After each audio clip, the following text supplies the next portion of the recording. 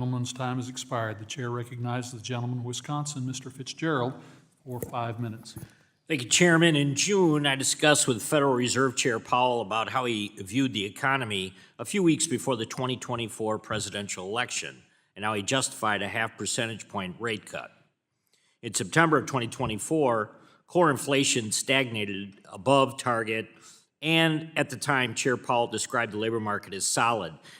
He told me, he sat right where you're sitting right now, that the Fed wanted to make a statement that the Fed was supportive of the labor market and not just inflation.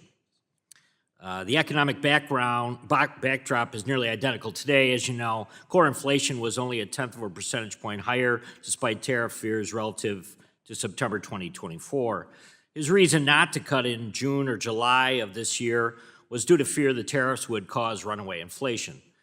Yet the Fed's Teal Book advises the tariffs are not inflationary, but rather a one-time price increase, especially when inflation expectations have remained consistent with 2% inflation, which they have been, according to the Fed.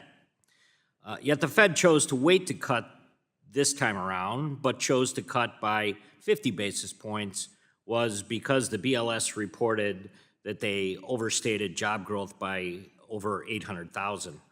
No one knew that the BLS overstated job growth again until a couple of weeks ago, but Governor Waller had been warning everyone since July that the labor market had been overstated by a large amount again. But the Fed chose not to cut in their last meeting in July. Now we have the news as of this afternoon. But this raised serious questions, and I said that to the chairman, not just on Wall Street, but across the country, about whether the data truly supported such a move or whether it gave the appearance of influencing political outcomes. But it doesn't appear that there is an inconsistency in application of monetary policy decisions.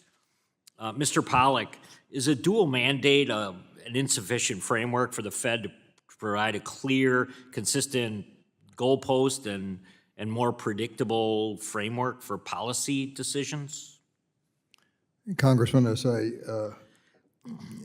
said in my written testimony, I think there should be a mandate, a sound money mandate, stating that is the fundamental goal of the Fed, because that's something they actually can do. And managing employment is not, at least in any medium to long term.